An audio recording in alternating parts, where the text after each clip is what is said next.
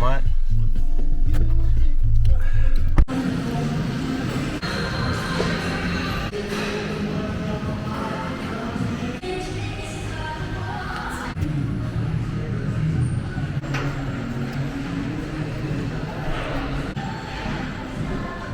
Welcome to the podcast. Roll the intro.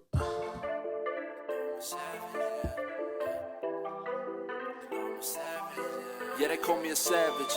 How I'm putting in work. I hustle and grind, I put in the time, get what I deserve.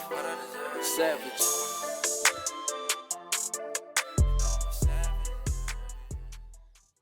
What's happening? Morning, brother. How are you? Good, bro. Sorry if I'm slurping a bit. I'm just drinking a coffee, gang. Oh, I got 3 weeks left till I can have a coffee. How you feeling? Good. I reckon the first 2 days were super physically hard. 2 to 3 weeks out of whack, and then fine now. Actually, I was thinking actually going until the end of the year. Really? But I don't know. I'm still surely, thinking it over in my head. You smell that coffee. And I'm you're trying to just be a like, bit "Ooh, anti-routine at the moment. So instead of having a routine in the morning, and Aussie styles. yeah, I'm Hamosi, everything at the moment. Everything over. So we're talking about Alex Hamosi. He's a gym. We started off as a gym owner, and then went into business and whatnot, and does a lot of good content for sort of our area that we need to learn and upskill. So yeah, he's all about being anti-routine because of So if you're going through your routine and your routine goes out of whack, then your whole day's out of whack. Throws you out of whack. Yeah, so if things go out of whack, you should still be able to get what you need to do done. His go-to is just wake up 4 a.m., coffee, and then fucking into work, eh? Do his work, which makes sense. Like, There's no like ritual or anything like that. It's just fucking and then getting you it see done. heaps of people on social media with the biggest routines, and they're the biggest drop kicks ever. So I used to obviously, be one of those fellas, bro. obviously it doesn't work. Like it's not shit. the be all and end all. So if you do a good morning routine, it does not mean you're going to be successful. Yeah. It's more about the work that you do. The And I ethic, think that's the just the main ethic, point yeah. behind it. Yeah, mad. Nothing wrong with routines either, but as long as you can also be good outside if your routine goes out of whack. And that's where I'm super shit, where okay, I didn't get a good sleep today, my whole day's over. Just sit back on those training's bad, give up, sit on the couch. On those couches, those new couches that you got. Those new couches are nice, bro. Man. Bit of an upgrade, cool. What do you think about the weekend and games? Oh, pet peeve. First 2 tries of the round. I knew they were gonna Hey, the first 2 tries of the round, hands. No centre winger making any decisions. Try in the corner. Yeah. Both. It's bad. What's that? Sharks and Yeah, Dragons. Yeah. I really like. Was that the Dragons who got scored against? Yes. Rusty. He's the assistant coach for Dragons. He watches this too because he comments. Come on, Rusty. What are you up to, mate? You know how good I was at Carcassonne coming up and in because he was my halfback at in France when we played over there. And I said, bro, you just take the back row, I'll sort out the rest. So for the half, which makes sense, like he doesn't have to like, oh, who have I got? I got to slide off on a fullback. One decision. Who's the best player in the game, and you're going to get done or fended in the face. He just knows. Even though the back row is like huge, at least he knows that's his only job. Yeah. And that's all he has to tackle. Simple game plan. Me and the winger will sort out the rest. And that's how I like to defend. And I don't know why they don't do it more. I caught a couple games. Got a couple of thoughts. I think, just from watching all games all round, it's nice to watch a ball playing lock. Me and Hayden's probably going to listen to this, but me and Hayden talk about this all the time. Would you rather a ball playing lock or a ball playing fullback, in your opinion? I'm biased. Because even when I watch the games and you go, did you see him? And I go, oh, no. Because I'm watching the backs. Yeah. And then I watch that defense and that's pissing me off. So, yeah, but then when you watch the game, you're a forward and back row where I was a centre. So we watch it differently. So, but I still understand. I'd say fullback, but... I'm a lock all day. Like you watch Yao play. You watch Kurt, man. I watched him for Newcastle, and just every time they touch the ball, something good happens around them. Whether it's a set play or it's just off the cuff. Cameron Murray, for another example, he had 3 touches in 3 of their tries. I think it's 3 of their tries. And it's just nice for the game. I think, you know, we always talk about the game evolving, talking about footy IQ, and a ball playing lock can act as another half, really. And it gives that other half time to free up and sort of, you know, look up and see what's going on with the defense, and they can make, you know, sharper and better decisions. So I really enjoyed watching those teams for that specific thing, ball playing locks. So if you guys are ever bored and ever wanting to watch a good team play, you know, check out bloody Penrith. Penrith play good footy. And check out your Manlys, check out your Newcastle Knights. Dylan Walker, another perfect example. It's really nice to watch, man. And what are they doing exactly? Like when they come to the line, what's a ball playing lock? And just to break it down a little for anyone that doesn't really know, I don't know, but so you know, they're getting the ball off the 9. You know, their entire job is to stop the defense from being able to move forward. Right, that's, you know, as a halfback, you want to be able to receive the ball and get time going into the line. You know, you get to make more decisions. You've got more options to choose from, and that's what a ball playing lock does. And it also utilises the forward pack more. You know, forward packs, I think, get so driven into like making yards, and that's important as well. But there's times in the game as you start getting over that halfway mark of the field, not the game.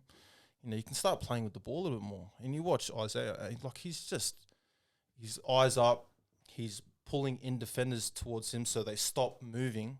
And then as he passes, whoever he's passing to, you know, whether it's that lead runner, that block runner, or at the back, they've got time to either hit a space, hit a hole for that front, that lead runner, or for the halfback to get the ball and make his next decision.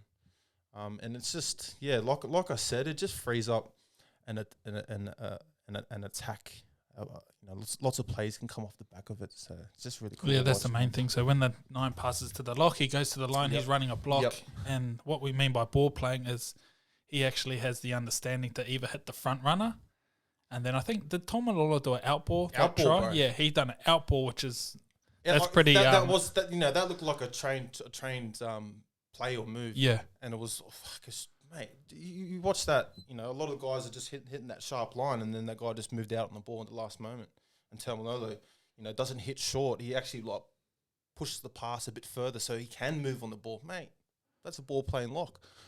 And as a defender, that's super hard to go against because you're super tired in the middle. You've made maybe 2 or 3. You're tackles, at the back end of the set. You're going up, and now you got to decide, okay, am I going to take this guy? Okay, I got to worry about him out the front and then out the back. So it's the last thing you want to worry about when you're tired, bro. Yeah. Like running up and trying to make a tackle, because all you want to do is make a tackle. And guys like, you know, a ball playing forward make that decision hard for you because you've got 3 things to worry about. I've either got to check him, stay on ball until he passes. If he passes to lead runner, I've got to check him, then turn out and make that tackle. Or I've got to check him, and then I've got to move again to the halfback.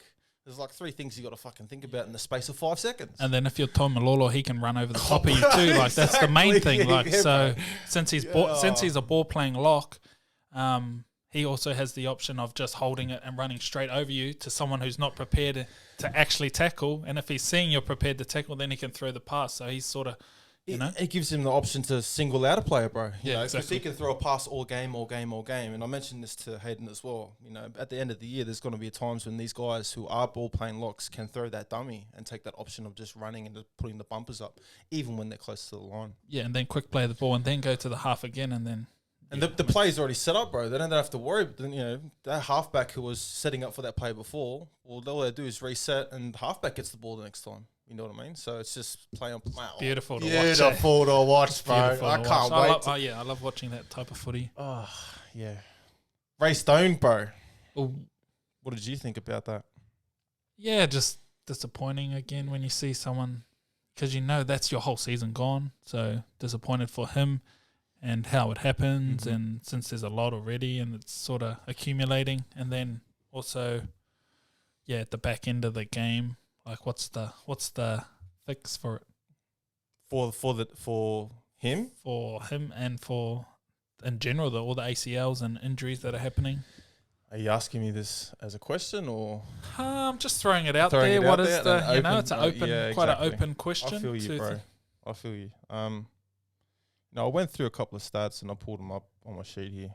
And I went through last year's. There was a total of 5 ACLs done and 14 knees altogether. I'm just talking knees because that's what I'm specialising at the moment. But and this year, even before the third round, there's been 5 already. You know what I mean? And it's just, for me, it's disheartening, because I went through that hard period and I always talk to you about it. And you learn a lot of stuff about yourself away from the game. And the answer, I don't think there is a direct answer for that. But I think there's, like I keep saying, there's plenty of knowledge out there, and it's up to these players now. There's things you can do to put yourself in the best position, though, still. There is. And I don't think they're doing them at the moment either. No. I think every NRL team needs to do a knee program to protect against no matter what during the season. And it's just, just with the amount that are happening and because no one's got an actual answer of why it is happening, so you may as well protect yourself as much as possible. Yeah, and then we mentioned before, like, the game's evolving, bro. The game's getting faster. There's less interchanges. There's more fatigue involved. The players are getting fucking way more skillful, way more powerful, way more stronger. So the training has to evolve as well. You can't keep doing what we've been doing for the last 10 years and expect results, because those results aren't happening and the statistics are there. People can actually go pull up NRL injury lists and see how many people are injured on there. And it's quite disheartening, man, because I thought about this. I was like, man, I wouldn't mind just fucking helping as much people as I can in terms of knees, whatever that may look like. And so, I think it's a good point. I think Ray Stone and a lot of these guys that have done knees have got plenty to think about in the next, the 2022 season. But I'm always here floating around, ready to bang when everyone's ready. Yeah, 100%. You got a few your own knee program sort of thing as well that you're starting to help a few guys. A few at the start. Got a few NRL players on, which is good. Yeah, they've been reaching out and it's good. Like I'm really enjoying it, bro. Like it's still a learning process. I've done plenty of programs. A lot of the stuff that you've given to me, I've followed stuff that you've done for me as well. And now that I'm just a little bit older and wiser, and I feel like I understand my body a little bit more. I'm a bit more of a practitioner than a textbook kind of guy. So, a lot of the stuff that I coach people to do, I do myself or have done myself recently. You know what I mean? And that's all it is, really. A program where you can follow exactly what I've done that works for me, and I reckon might work for you as well. And they can appreciate it because, it's something new. They're not coming to you and they're saying, oh, I've already done this. Yeah. It's like, oh, I haven't done this before. Exactly. So for the player, from his perspective, they're also coming and doing something, outside their normal club and whatnot to get themselves better and ready, or they might have already had injuries. And so that's good as well, I think. And it's very similar to, the guys who are doing mobility with you, bro. It's not too much to ask for, on the body, and I come from a point of view where I love coaching to the 10th degree of like, Cherry, this is a bit too much for me, then I'll just pull back on stuff and make things a little bit lighter and easier for you, depending on what you're doing on a weekly basis. Yeah, if you're a professional athlete or want to be a professional athlete, you should be able to set aside 20 minutes a day in your own time to do your rehab, do your stretching, do your recovery to, bulletproof that body against injury. Like we keep saying, man, like we wish we had this stuff when we were young. We keep repeating the same stuff. Yeah, I know, bro. I'll keep repeating. I don't care either. Exactly. And like, if I had this when I was young, bro, I guarantee you, I probably wouldn't be playing right now, but, I would have had a longer career. I would have felt better about my body and all that sort of stuff. So, yeah, it's important to get this point across to these guys. I think we're the only ones asking the question and sort of trying to offer up our own solution as well out there. Like, I even watched on Fox Sports, even though they got, they talked about Ray Stone and they showed his highlight, and then they just went, oh, yeah, he done his ACL. But then just nothing else. Stopping point, bro. Yeah, just nothing else. Just there's a stopping point. It wasn't, isn't there too many injuries at the moment? Or is it, there's no one to blame anyway, but it's just, it's all right to be able to ask the questions and, okay, this ain't working. Mm-hmm. So, I don't know. There you go. Happy to be that person. I don't care. Bro. Like, honestly, I love getting, even if we do get stumped, like I get stumped all the time, bro. People ask me questions. I'm like, well, fuck, I don't know the answer to that, but I'm a practitioner. Like we said, I follow in whatever you've done too, bro. So it's important to understand there's two different types of people. People that just fucking say they're going to do something, and then people that actually go and do it. And I pride myself in being that, and I'm following your lead too. Yeah, 100%, bro. What else? Training? 75 hard's almost done, bro. Good. 20 days. 20 days Feeling left. grouse too. 55. 57 I think today. So What results have you got so far? How much weight have you lost? And I haven't done a body composition scan yet. I'm down to 114 today. Feeling pretty light, feeling good. The only difference that I'd say from the last 25 times that I've tried to get it done is that I'm not in a rush, bro. Like before, I felt like, I need to get it done. Whether it's now, I'm just sort of getting my daily stuff done, making sure the tasks are finished, and I tick the boxes, and I look forward to the next day. Yep, good. And our training's been going good too, so Yeah. it's flowing through. The Tuesdays and Thursdays kick on together. Yeah, and just have that structure around things is good. It's good to have a bit of structure and then go a bit outside as well. Well, you enlightened me, bro. Like when I went up to Queensland, you're like, Ches, why don't you just fucking jump in the pool for your outdoor sessions? That's been one of the coolest things to jump back into. I jumped out into the pool down at Bankstown yesterday, and it was nice just to swim, because you got to get an outdoor workout for 45 minutes. And yesterday I swam, and that's been like a real gold moment for me. So. And you swam because you used to swim when you were younger, right? Yeah. It was good. I had a conversation with the bloke. He's, this Māori fella was watching me. He's like, "Oh, bro, you can fucking swim, mate." And I'm like, "Oh, shut, cuz." I was like, "Yeah, man. Used to do squad as of a young age up in Queensland. I started up in Gold Coast swimming pool, and I don't know. I just had a knack for it real fast. My stroke was nice. I got individually coached by this. I can't remember his name. Coach G or something. Took me to this fucking pool and then just taught me how to do freestyle perfectly, how he knew. And then I just took that on into, my early days. I came down to Sydney, started making regionals, state, nationals, went to Waverley College for swimming scholarship. So I was a good swimmer, bro. Yeah. Yeah, so it was, this is interesting. Now, I haven't been in the pool for 15 years, but it just comes so naturally to me, man, and I really enjoy it, so. Yep. Good. Give me 3 exercises to finish off for NRL players to protect themselves. Protect themselves? From knee injuries. Knee injuries? 3 exercises. Reverse sleds. Sled work, dead mill work, reverse heels. Yep. So that's walking backwards with the sled on. Yep. Maximum 10 minutes, minimum 2 to 3 minutes. Yep. You can get into your tibialis raises, which is basically the front of the shins. And, bro, the good old couch stretch. Yep. Hips and quads is the go-to, and being able to close that space between you and the wall. What about some knee cars in there? Knee cars in there too, bro. Yeah.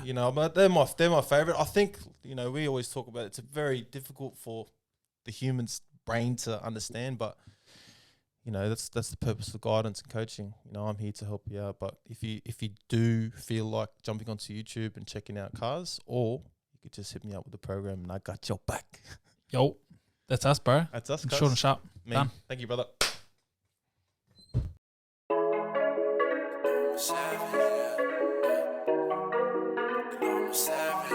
Yeah, they call me a savage. How I'm putting in work. I hustle and grind, I put in the time, get what I deserve. Savage.